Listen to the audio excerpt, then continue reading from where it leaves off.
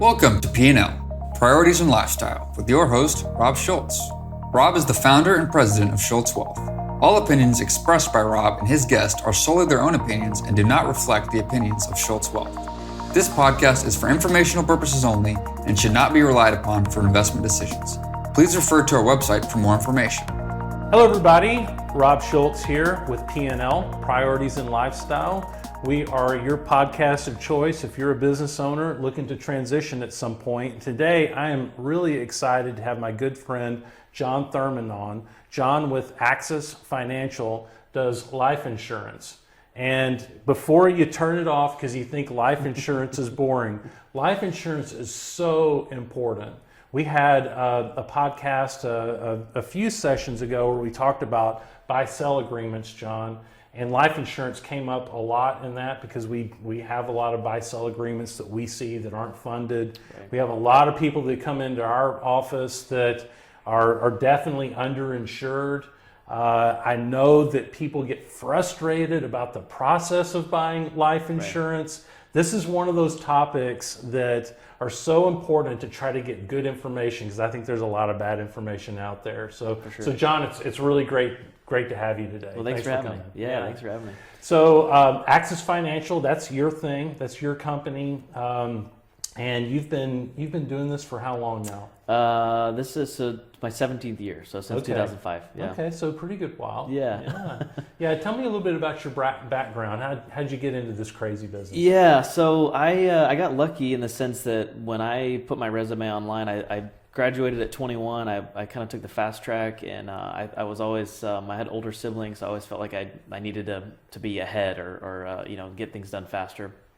When I graduated at 21, I spent all this time doing my resume, and I put my resume online. And in my work history, I had worked for a company called Southwestern, which was this, we sold educational books door to door. Okay. And I don't know if you know anybody that's ever sold books, but it's a terrible job. It's the worst job I said I would never do again, but I did 2 summers of selling books. Yeah, no, I do know a little bit about that. That is a kind of a very famous sales ground, I think, for successful salespeople. For proving yourself, yeah. And if anybody, they could stick with it for sure. So I put my resume online, and there's this company that basically anytime those resumes come up, immediately they're gonna jump on them and call those people. So I got flown in. I was living in Florida at the time. I got flown into Houston, and I remember at 21, I thought, "Oh, this is a big deal. Like I'm being flown in for an interview." Yeah. And then come to find out later that insurance, it was insurance, and insurance is insurance people are a dime a dozen, and so I guess I wasn't as special as I thought I was. But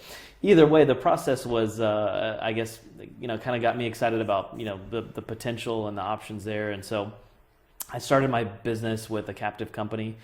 We sold ancillary type products, cancer, heart accident stuff, and great coverage in the sense that it's one of those things that you don't ever think you're going to need. And I probably, even when I started out, I thought I don't understand the full value of this, and flash forward, I guess it was about 10 years later that my son actually was diagnosed with cancer and went through 2 years of chemo and was inpatient over 100 days. And if I had never worked for that company, I would have never bought that product. I think I would have thought, it's never going to happen to me. I'm young, and the reality is that it is a big deal if it does happen. So starting out with that company, I started out with this captive company. And I stayed with them for probably about 9 years. I was consistently, working with them, which in the captive world is a very long time. It's a pretty. 1 year is a long time. I think that the kill rate is about 80%, right? They'll bring in 10 turnovers, 10 people, and by the time the first year is over, eight or nine, 8 or 9 of them were gone. The turnover is high, and I think just like when I sold books, like the turnover with that is high. It's a very, very difficult sales job.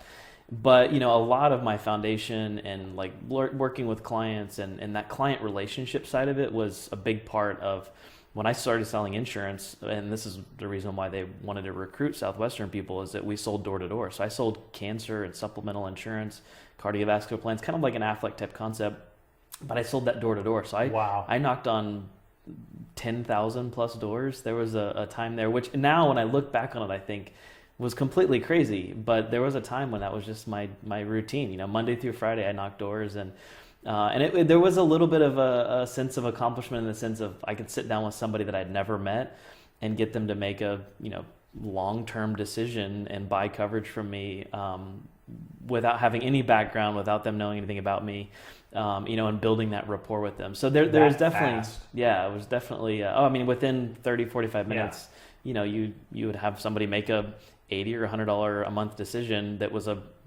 for the most part, a 20, 30 year lifetime commitment. Mind you, you're not in a contract by any means, but the idea was that a lot of these products will return a premium is they're going to get their money back in 10, 20 years. And so, in 30 to 45 minutes, you could get someone to see the value in the product and protect their family and make essentially a long-term decision. That's cool. So, one of the cool things about guys like you, John, that come out of right off the bat, learning how to, basically do what it takes, do things that most people will not do, right? I mean, that's what you did to be successful, and I don't think we see enough of that. Certainly, I think most closely held business owners can relate to that in some form or fashion. If we all go back and think, there were some moments there where you pushed so hard and did the things that most of the United States population would not do. For sure. And, yeah. and then you reap the benefits from that. Yeah. Well, and I think it's there's value in the struggle, and there's value in doing something that's and again, in hindsight, it's a terrible way to run a business because it is the hardest way to do it. But there's a lot of times now where I think I'm glad that I had that foundation. I'm glad that I started out a hard way, so that in many ways a lot of things pale in comparison. If I come up against a challenge, I've already met every different type of person. I've met every different type of selling setting, and in repetition, there's value in volume. The hardest part about our business is getting in front of clients, and that's a guaranteed way to get in front of prospects, right? And so when you start out that way, the sheer volume and number of people you talk to, that learning curve is much shorter because you're seeing so many people. Whereas if you're starting out in a traditional sense and you're waiting for people to call in, or you're getting referrals, or you have these leads come in, you may get 5 or 10 people a week, but I was talking to 10, 20, 30 people a day, and so you're going to build a skill set, and you're going to build people skills and rapport building skills way faster than you would if you just worked in a traditional setting or were hired in that way. So I see value in it. No question. And I think it's that 10,000 hours deal, right? That you talk about, Malcolm Gladwell talks about, getting your time in. Yeah. You got your time in. Oh, for sure. So at this point, you have a lot of experience, obviously, and you've kind of shaped your career to a point now where, at least outside looking in, it looks like you have a really nice business and a really good process and a really good idea and understanding about the products and the process that you use.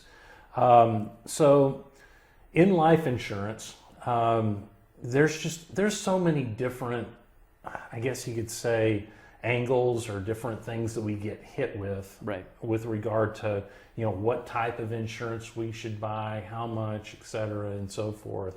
And this is a big topic, so I was just going to throw it at you. What do you think? Give us a couple of just general good philosophies about buying life insurance. Yeah. So, kind of to piggyback on the way I started in the business, I worked in that captive world for so many years. Define what captive means. People don't understand that. I sold for one carrier. Is the term captive is meaning you're not able to sell for multiple companies. You represent one company. Now that company may represent, or they may have multiple products, but generally speaking, most captive companies are going to have a pretty narrow line of business. But the key is that you're not able to sell a competitor.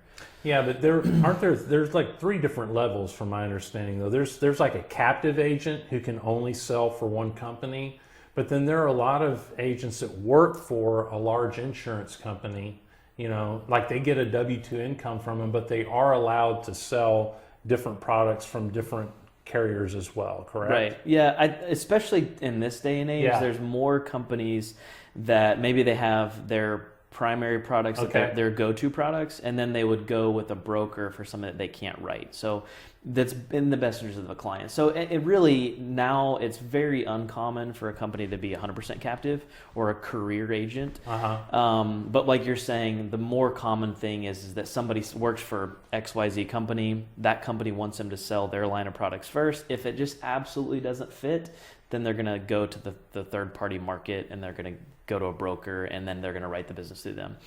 The difference in what I do now and starting Access Financial in 2014 was that I'm completely independent. A broker, I have access to over 100 companies, and so you're doing a much better service for your client. And the difference is that if you go with a company that has access to that broker, but they're going to talk to you about their line of products first, then it's going to be heavily weighted to that line of products. Whereas, bias, yeah. right, and again, that's their job. That's what That's what company. they should do. The company's wanting to push their products, Yeah. which is normal, right? But at least they're giving them the option that if somebody, let's say that they don't treat tobacco use favorably, but this other broker does, they're probably still going to lean towards their product. They're going to talk about why their product's better, but it's at the end, hopefully they at least show them there's the other options that are maybe going to treat them as a non-tobacco user because they dip.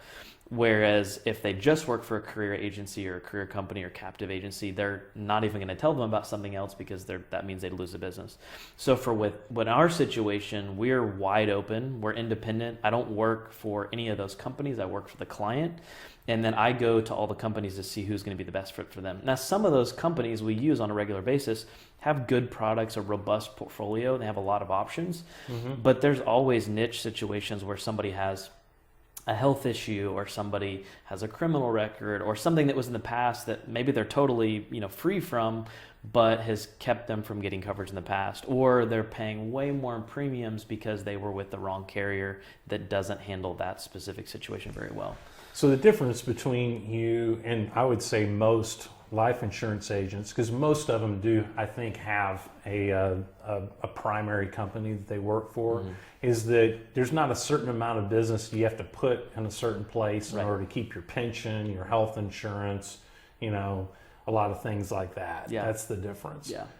And that's why we get along so well, because I will say that I very much value that with our partners, being Sure. able to come in and work with our clients and, not necessarily be steering them in directions that may not be in their best interest. Right.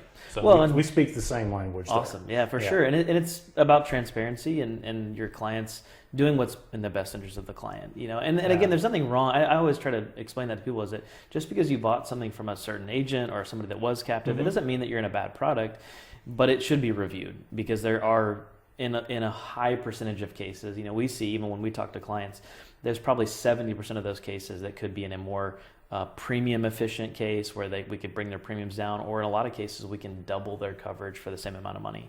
And it doesn't mean they were in a bad product, they just didn't know that there were other options, or their agent didn't know there were other options available. Well, for sure. And life insurance is one of those products, I think, that are very, very hard to understand from, first of all, how much it really costs, and all these things. It's not anything that's really easy for lay people to understand. And so we rely really heavily on professionals like you to do that. Right. Well, and we find that a lot of times when people come to us, the majority of our conversation is not about the product, it's more about just general education. This goes from a life insurance standpoint to a Medicare standpoint or health coverage standpoint, that most of the time, the bulk of what we talk about is just getting people to understand and getting everybody on the same page and breaking it down in a simple way that makes it where they understand what they're getting as opposed to just, well, this is what my agent told me I was supposed to have. And it's a lot more about understanding the process and understanding how we go through our process. A lot of people, a misconception from a broker standpoint is they think they're going to pay a broker fee or they're going to pay some additional whatever on top. We've had clients that have gone directly to the carrier after we've talked to them because they thought they're going to get a better deal, just to find out that you can't do that. I mean, it's universal. There's no fee for our service. They're going to pay the same premiums at the carrier as they would from us directly. And so But having somebody as an advocate on your side that can look at your situation and really say, hey, you need this or don't need this, or I would recommend this, or you're heavily underinsured here. And the most common thing that we see from an insurance standpoint, even if somebody already has coverage, is that somebody has coverage that maybe fit their situation 10 or 20 years ago. Or maybe even then they didn't get the proper balance, and people a lot of times will be heavy insurance premium, but they'll be very underinsured coverage wise. And that's because they were sold way too much permanent coverage. They don't have nearly enough term coverage. You know, if they die next year, the surviving spouse is going to be left in a bad place because they don't have enough coverage to properly cover their income. But yet they're saying, well, I'm paying $1,000 a month in premium or $500 a month in premium. And it's because the allocation wasn't properly set up from the beginning. And again, as an agent, you know, we make more money, the more premiums you spend, but a lot of times that's not what's best for the client because they don't have the proper coverage in place. You know, permanent coverage has more premiums tied to it. There's more renewals and return of premium. There's more commission long term for an agent. Sure. Right. And obviously a permanent coverage is more expensive. There's going to be more commission tied to the agent. And so we can often unwind situations like that where somebody doesn't have bad coverage, they just don't have the right amount of coverage for their current situation. Okay, so what I'm taking from that is, first of all, there needs to be an awareness from our standpoint as consumers that some of the different products with the different premiums and the different ways they work maybe have some different incentives from the agent or broker's standpoint with regard to what they get compensated. For sure. And personally, I'm just going to step out there and say, you know, there's nothing wrong with just asking, right? Right. I mean, I think so much of the time as consumers in the financial world, you know, we don't ask enough questions. Sure. And there's nothing wrong with me asking you, well, so, you know, how much do you get paid on this compared to this? Right. Is there anything wrong with that? No. I don't think so. It's very uncommon, but I have clients that ask. Yeah, and I don't know why don't people ask that? I mean, yeah. I mean, I'll have people every now and then that'll say, you know, well, how much are you getting paid on this or whatever? And there's nothing wrong with that. I mean, and the reality is you should be transparent with your clients. That's the other thing that when I talk about not charging a broker fee, people are really confused. And I've even had these awesome clients that are worried about me. Like, well, we want to make sure you get paid. And I said, oh no, I get paid, but I get paid by the carrier to bring you to them. But I get paid roughly the same from every carrier. So it doesn't matter if I take you to this company or this company or this company. That's why me being a broker is best to take you to the company that's best fit for you versus, oh, well, I work for this company and it's going to pay me the most, so I'm going to put you with this company, even if I know there's a better product out there. Well, so that's just one of my pet peeves. And I think just talking to the audience here, you know, as a consumer, you know, you should ask these questions. You know how much your lawyer charges you per hour. All my clients know how much I charge because we're fee only. You should know when you're buying a financial product, you know, what the costs are. Somebody's getting compensated. And who's, you know, I think sometimes people think, oh, well, I guess, you know, it's free. Well, no, it's not. I mean, everybody has to make a living here, and we should be able to, you know, very freely say what that is and feel very comfortable about it. I would say, on a life insurance standpoint, it's all up front loaded as far as how much you get paid. Sure. But I don't think people understand that process and how hard it can be to get coverage in place. Yeah. Well, and the thing that I try to talk to people about is it's really important. Insurance is not something that you want to just go to buy the first thing you get. You want to shop it.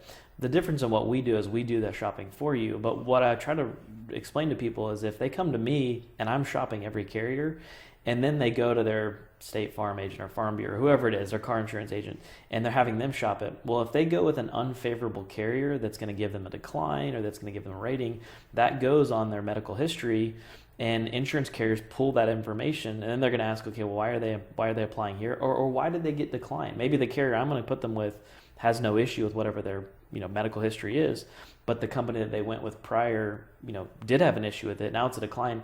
Well, the new company is going to be more apprehensive to write coverage because they think, okay, what is there something else that we're not? Yeah, so you're talking about the MIB, the Medical Information Bureau. That's another one of those things that we don't understand very well at all. Yeah. But at least my understanding is that I need to be careful there, and especially like if there's a large policy that I really need in my business or whatever it is, probably not take matters into my own hands, but get a professional like you to shop it for me, and to shop it in a way that we don't just send off a bunch of signals and bells and whistles everywhere and create a problem. Because the way I understand it, the Medical Information Bureau, captures this information, and then when you try to put coverage for this individual, then that information is available to that underwriter and can be unfavorable to the process. For sure. Okay. The easiest way to think of it is it's just like a credit report, in the sense that if you go apply for a bunch of different loans and you go apply for a mortgage, they're going to say, well, you just opened all these credit cards, you just did this, or you just inquired about getting more credit, and so that's a ding on your whatever. Now, it doesn't mean you can't get covered. Just because you got declined somewhere else doesn't mean you're not going to get coverage. But my point is you don't want to go and apply for 5 different companies when you should have just had somebody to know that those weren't going to be fits. Not only is it going to wear you out, I know people that have gone through 3 and 4 paramedical exams, had blood drawn 3 and 4 times because they thought they were shopping it the right way. And the reality is they shouldn't have gone with those 3 companies. They should have gone with the one company that was going to be the best fit for them. So. Right. And generally, I would think that, like if you're shopping for a client, then you can use the same paramed at the different carriers as well. At minimum 6 months. Yeah. At minimum 6 months, some of them up to a year, that you can use a previous paramed to shop the second coverage. And what a just joyous process, by the way, because and I think that's why you alluded to it earlier. A lot of times we'll buy life insurance and just like, okay, check that block, done. Set it and forget it. Don't want to think about that again. And then 10 years go by and so forth. But this is a financial product. This is something that needs to be reviewed every once in a while, and hardly anybody reviews it to the level that they do. For sure. Need to. For sure. The 2 main things that we see problems with that come up later, one is insurance through their company, which is great because it's usually free or very affordable. But what they don't realize is it's not transferable. They can't take it outside of the company. So they're either going to retire or they're going to quit the job or go to another company. A lot of times we see people in the medical field that end up going PRN or end up opening their own practice. And they've had this cushion and safety net from a employer, and then now they don't qualify because it's been 10 years later and they should have had something on their own. So having coverage outside your employer is huge. Oh, I totally agree. Yeah. No, as a matter of fact, we tell our clients, it's just like, pretend like you don't even have it. It's a bonus. It's nice. It's a bonus. The reason why it's free is they pay out very little claims, because the reality is that by the time they're probably going to need to file a claim or getting closer to mortality rates where they're going to pass away, they're retiring. So they're not going to have to pay that claim anyway. So that's one area. The second area is people not understanding their term, and sometimes not understanding their permanent, but especially their term. I can't tell you how many people will buy a term policy, and then when they get this letter 10, 20 years later that says your premium went from $80 a month to $800 a month. Well, my agent said this policy was good until I was, 100 years old. Well, the reality is that policy may be in force till you're 100 years old, but what they don't explain fully is that the premiums go up after 20 years. So whatever term length you buy, whether that's 10, 20, 30-year term, you're buying the ability to pay that locked-in rate for that period of time. So a lot of companies, and there's one carrier specifically that sells these products, and it says like term to 90 or term to 100. And it gives people a false sense of coverage or safety, because in their mind, maybe even the agent explained it to them the right way from the beginning. Yeah. But in their mind, they pull up their policy and it says term to 90 or term to whatever. And yes, it's true. But if you look at the schedule of payments, they're basically trying to price you out of that policy by the time your term policy ends. Some carriers are going to do increasing, where it'll go from 80 to 150 to 250 to 300, 800. But in a 5 or 10 year period, it's going to get to where you're not going to afford the premiums. The benefit is at least you have coverage in place that if at that term period ending and you're not doing well, your health is declining, or you've been given a terminal diagnosis, then at least the benefit is you could overpay these crazy premiums to have that large death benefit amount. But in most cases, if someone's relatively healthy, there's no way they're going to pay their premiums because they just 10x'd, So that's a huge one that we talk to people about, is that if you bought a policy, did it go, does the term match your income generating years? Does the term get your kids through college? Does that term period pay off your mortgage, or whatever the need was? You want to make sure that it matches that, because we see in a lot of cases where people are 50, 55, 60 and are still working and still have a mortgage, or maybe they just bought the lake house. Now they have a 20 or 30 year mortgage and they're trying to buy coverage now because they didn't properly evaluate it when they should have. And that term's ending in 2 years. And now they're going to have to buy another 20-year term that's way more expensive. So yeah, so this is the part of life insurance that just drives me crazy, okay, is because a lot of times to make the right decision, we have to almost be fortune tellers. We have to kind of almost, know whether or not we're going to be insurable at a later date, and right. What's going to be going on in my life like 20 or 30 years from now. And there's no way. Sure. No. There's you no do the way. best you can. Yeah, you do the best you can. So let's say...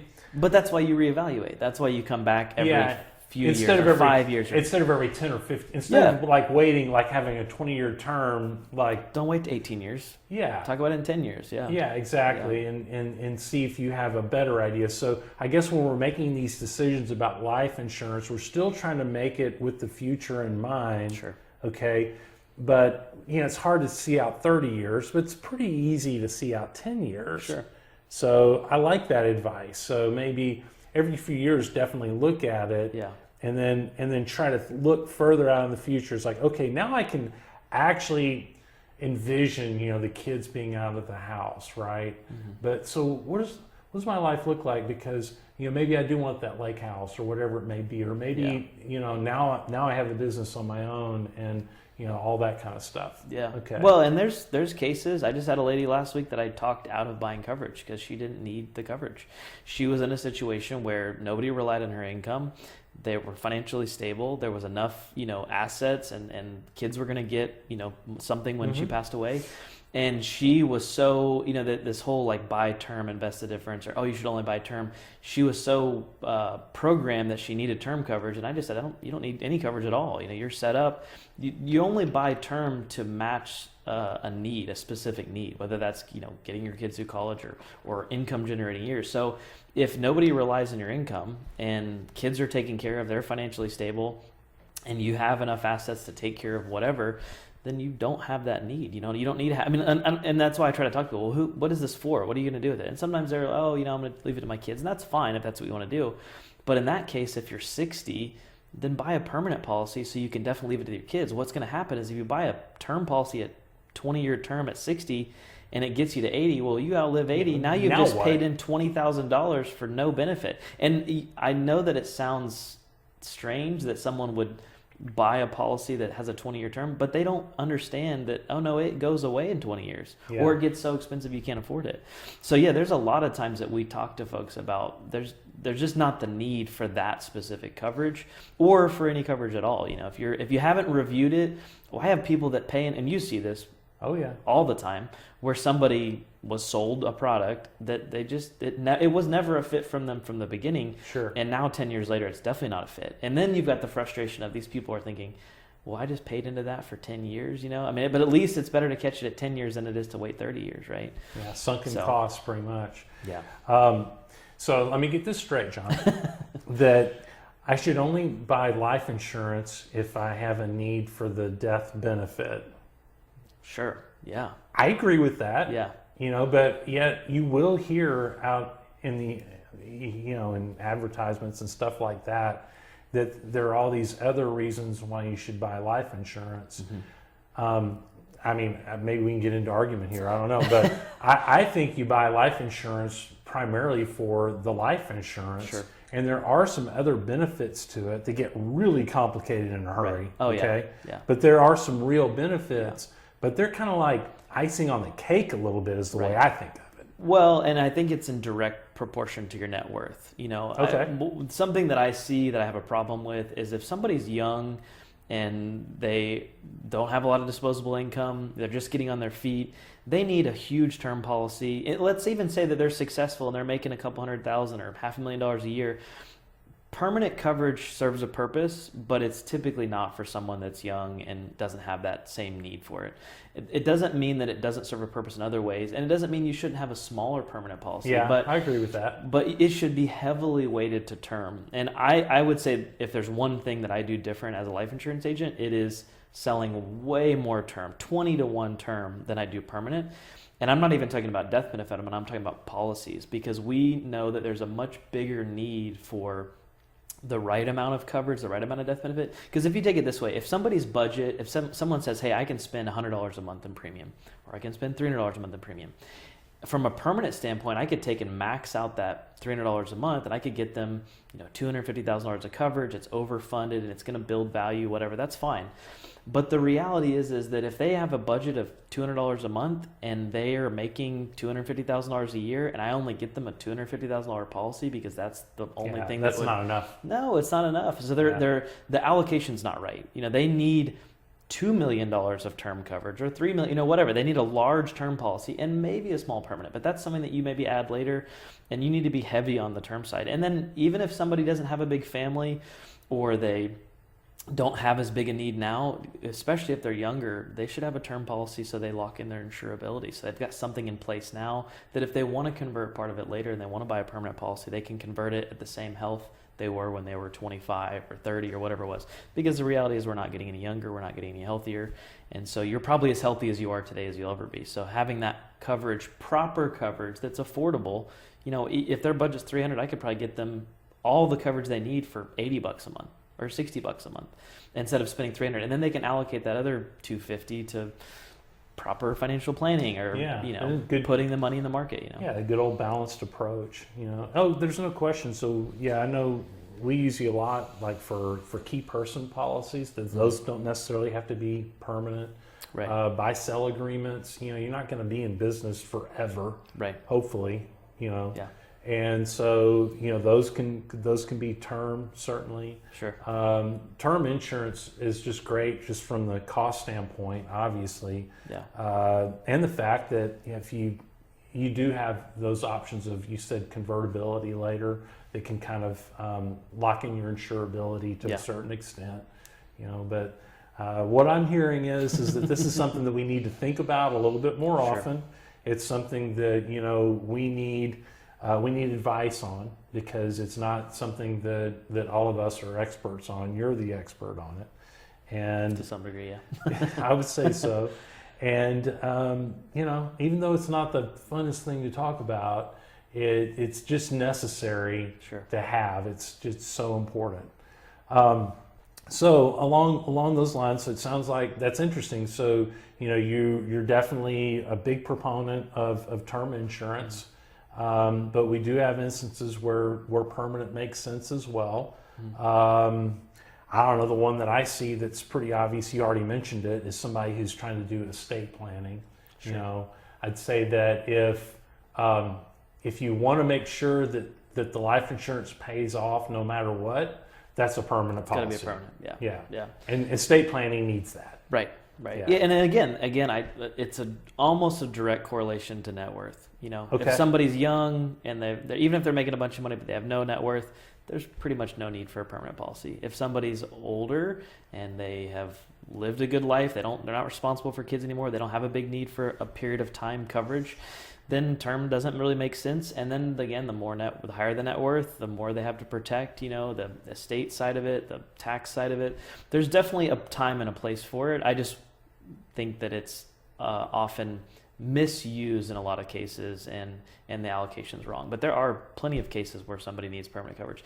And even in you're talking about term coverage in a buy-sell agreement, that's a great example of a really affordable way, low premium way to put coverage on a key man, or to properly fund a buy-sell agreement, that you've got something in place that you don't necessarily need permanent coverage because you have an exit strategy, but it's designed to match those years. Or even a loan. A lot of times, like, people don't realize this, but if you take a loan out and the bank requires you to get coverage, don't necessarily buy it from the bank. Just because they require it doesn't mean you have to buy it through the bank. And so having somebody be able to shop that for you outside of the bank, and then set the proper coverage up and get it in place. Yeah, so you're talking about a collateral assignment on like an SBA loan or something like that. Where it's required. Some banks, it's suggested, but an SBA loan obviously is required. Yeah, it's required. And my experience is that all of a sudden they need it really fast too. Yeah, they want it done yesterday, yeah. The advice there is to get started early, especially if maybe there are some medical issues that need to get worked through. For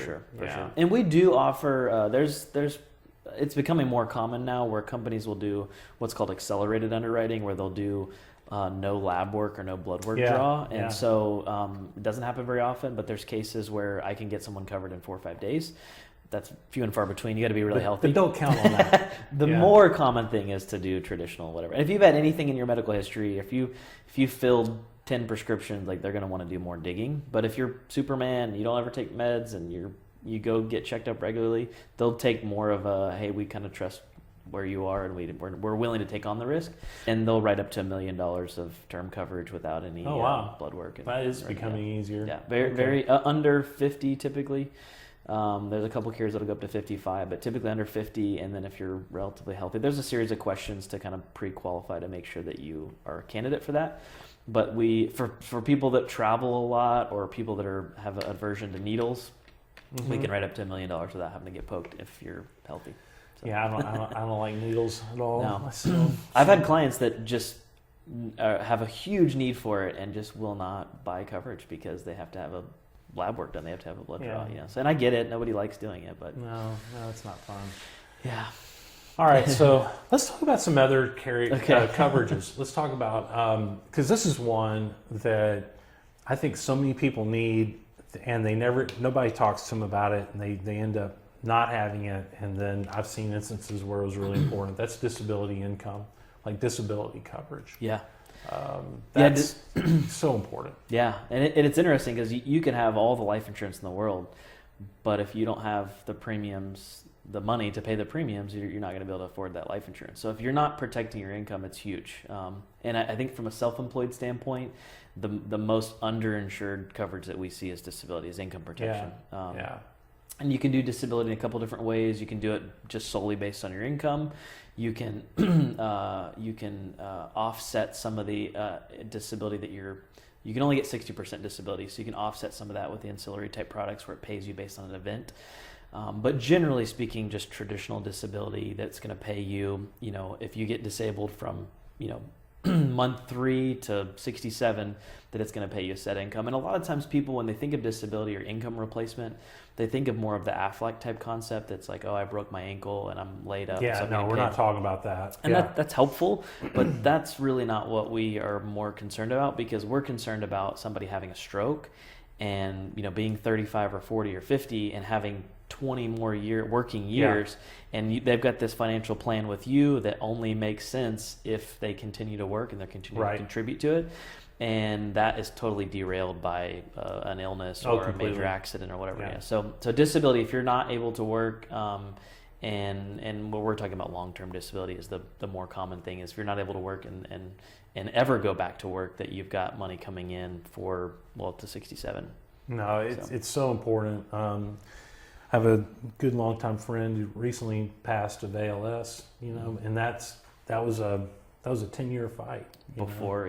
And there's so many different things out there that can get you, but that debilitates you for an extended period of time, and it's really, really hard to plan on that when you're not able to make a living during that period. Right. So I'm a huge proponent of disability income type coverage.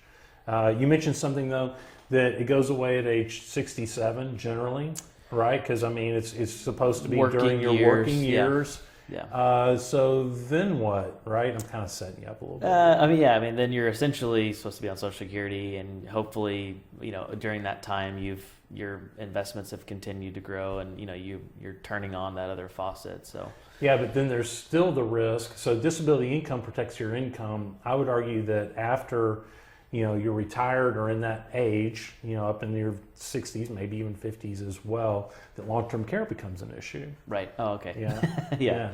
So I teed it up for you. You didn't even take it. Sorry. Yeah. I missed it. Yeah. So long-term care is different, but Yeah. similar in a way, isn't it? Well, and a lot of times people kind of think of those as the same thing. And a lot of people, another huge misconception is they think, oh, well, I have Medicare or I will have Medicare. So Or my Medicaid. or Medicaid, or so my long-term care will be taken care of.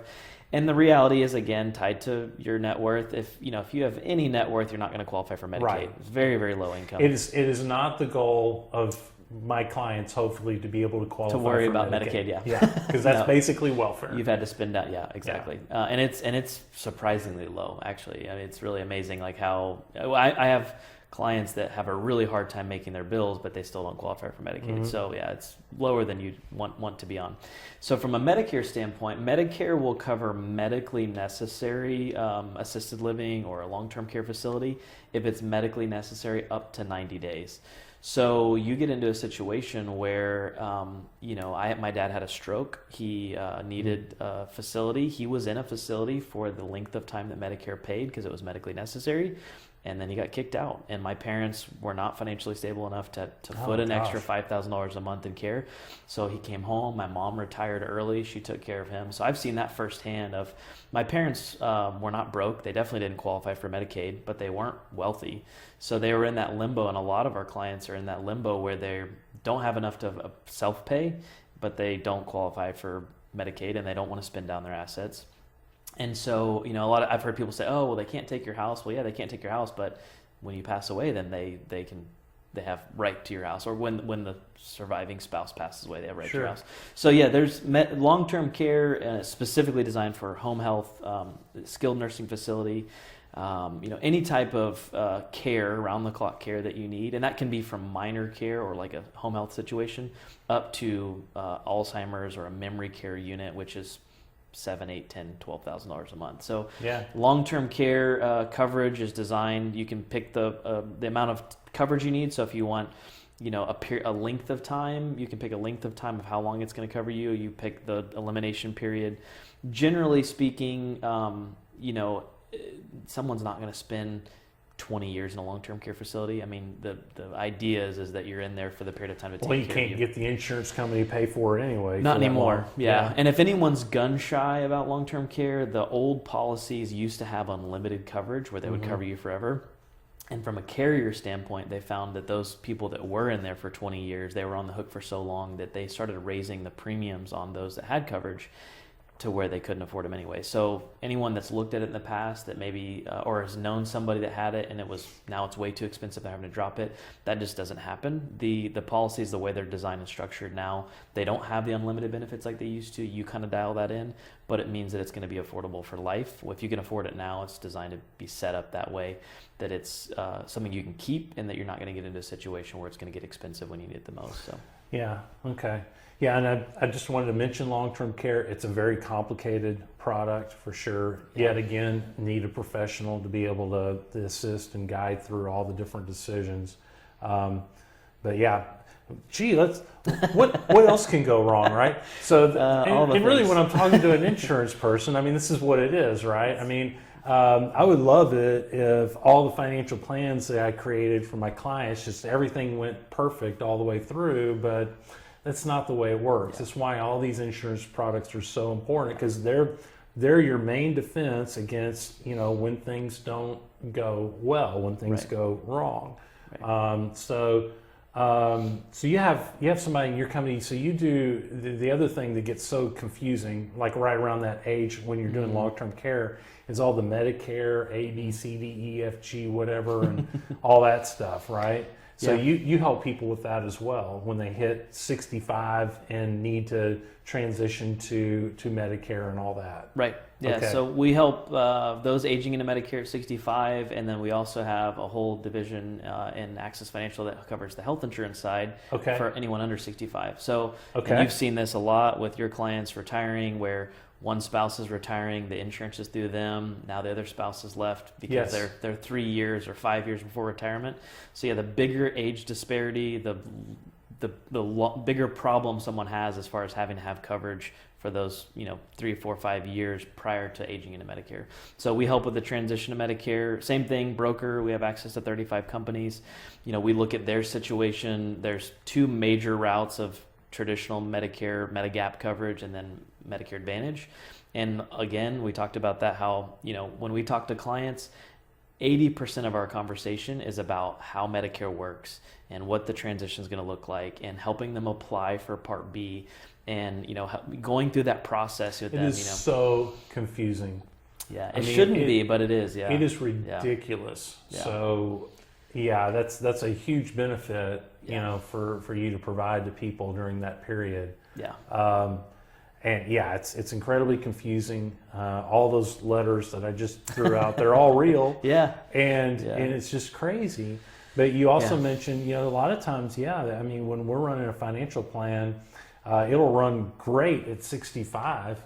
And then, for some reason, it doesn't run at all at age 62. And it's because of the medical costs, and having you as somebody to be able to work through that with folks and figure out a solution so that, okay, I know I have medical care now. Yes, we can go ahead and retire early. Yeah. Pre-65 is a huge deal. Yeah, well, and that's, I talked a lot about the one spouse retiring and losing coverage and the other spouse not being old enough. But there's also that side of it of, what if somebody doesn't work to 65 and they want to retire early? And so there are options, that are not out of control expensive if someone's relatively healthy. And that's probably the number one factor. If you're super unhealthy and you want to retire early, you're probably going to, if you have any net worth or if you make any decent amount of money, the premiums are going to be pretty high. There's really no way to get around it. If you're relatively healthy and you want to retire early, there are options. There's multiple options that are more cost effective, and will give somebody the option to retire. Because I know people that won't retire because they're specifically waiting on Medicare, or they won't retire because they've their neighbor got quoted and it was $2,000 a month or $1,500 a month, and so it does, and that is true in some cases. But if you're relatively healthy, there are other options. Okay, yeah, and so like selling a business that comes up, and you're not going to go into another business, and you're 55, right? You need somebody to help figure that out, and we need a cost to be able to input into our assumptions so that we can make sure everything solves. Right. Yeah. Okay, so this brings up another thing. So we have the insurance, obviously, that is important when things start to go wrong, but we have a certain amount of control over some of this as well, and you mentioned it from the standpoint of health. This comes up a lot, and I have been known to make a very strong statement along these lines that a successful retirement in some ways is more based upon your health than it is on your wealth, because it's so expensive, to have health issues, as we grow older. Right. Obviously, there are health risks associated with dying and Sure. being disabled and needing long-term care and needing health insurance and all those things. Sure. Health is a big part, isn't it? Yeah, I mean, Makes your job easier. I think. Oh, yeah. Sometimes I think, where are all the healthy people? Only the sick people call. But no, it's true. I mean, and business owners are just infamous for not taking care of themselves. Well, they're dumping their whole life into their business and absolutely. running on low fumes. They're getting 4 hours of sleep a night. Yeah. And that's so detrimental long term. That, I know you'd agree with me that one of the best things you can do for yourself from a risk standpoint is to figure out how to just take better care of your body. Yeah. I mean, investing in your health is huge. I think, in some ways, probably more important than investing in your financial portfolio, because you could have all the money in the world, but if you're dead at 50 or 55, it's don't get to benefit from dead it. or disabled, or have major health issues that are costing a lot of money. Yeah, that's definitely a big deal. Huge. And the other one I was going to say is tobacco. Like, if you use any form of tobacco, especially if you're a smoker, and I know someone in your life is harassing you to stop smoking, but from a financial standpoint, your financial planner and your insurance agent really wants you to stop smoking. The premiums are going to be way higher if you use tobacco. There are carriers we can put you with that will treat smokeless tobacco as non-tobacco. Okay. But if you smoke traditional cigarettes, it's double. Sometimes, at minimum double. Yeah, it's crazy. Okay. Yeah, if you get as you get older and you're still smoking, it's. I mean, and the amount of coverage you can get and the amount of premiums you're paying, just every part of it is not good. Okay. So, I mean, from an agent standpoint, I make more money, but as soon as someone tells me they smoke, I'm like, I want them to pay less. I hate it for them. Yeah. Because and I know there's a reason why they're paying more, because the mortality rate is higher. I mean, you're asking for trouble, right? If you smoke for 20 or 30 years, like, you're just that much more, likely to have health issues, and not just necessarily from a lung standpoint. But yeah, if there's one piece of health advice I would give is it's gotta stop smoking. Yeah. To keep your premiums down. Yeah, and then that also brings up, it's real important when somebody meets with you to be truthful as well, though. Right. Because you can get people through with smokeless tobacco and things like that, but if that nicotine shows up, right, and you didn't disclose it to the insurance company, and then it goes from here all the way to the roof. Yeah, well, and then it also makes you look more shady, and or sometimes when somebody doesn't disclose they use tobacco and a nicotine shows up, they'll just flat out decline them. They won't give them a tobacco rate. They'll just say, we don't want the business because we think if you lied about that, what else are you lying about? And so you do see that. And another thing about having a broker, and even if it's not me, whoever you have should work on behalf of you, and not on behalf of the company. And so when I talk to folks, I want them to be honest about everything, because my job is to narrow down who's the best fit for them. If they're dishonest about one or two things, or they think, that's not really that important, or maybe that won't show up. I've even had clients that say, they get declined, and they say, well, I only talked to my doctor about that. And I said, well, when you apply for coverage, you're giving access to all your medical records. And they said, well, I thought that was like doctor-client privilege. And yeah, you're right. But then when you apply, you literally sign a letter that says... you release it. Yeah. So I know that sounds funny, and probably most people would think, well, that's crazy, I wouldn't do that. But there are people that don't understand how that works. And so the more honest you can be with your broker, the better chance they are going to get you covered, because they're going to look at everything. And they may know, hey, this company, if you smoke marijuana recreationally, they're going to decline you flat out. Whereas these 3 other companies are favorable and don't care if you smoke recreationally. So those are things that... And I use the marijuana example because that seems like one that people don't want to admit. They feel like, if I don't tell anybody, then like it won't show up. And the reality is that maybe it won't. But even if you told your doctor, I smoke once or twice a year, but yet you don't smoke enough for it to show up in your system, that's something you need to be honest about. Because I can get you great rates for infrequent use, but if you didn't tell me, you may get a decline because they say, he was dishonest about this, and Yeah, so use you for what you're good at, right. And that is, be honest, and that allows you to be able to have a good strategy for getting the best coverage you can get. Right. Same thing with you. If somebody didn't disclose their debt or whatever, they're not doing themselves a favor. All they're doing is, making sure that you don't know how to properly advise them. So absolutely.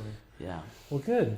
Well, insurance is it's a necessary evil. I know it's not fun, but it is. I know I kind of picked on you a little bit. I apologize. No, but it is. But it's so important, and I've always thought it was very important. My dad died really young, suddenly at age 49. Wow. Without any life insurance. Wow.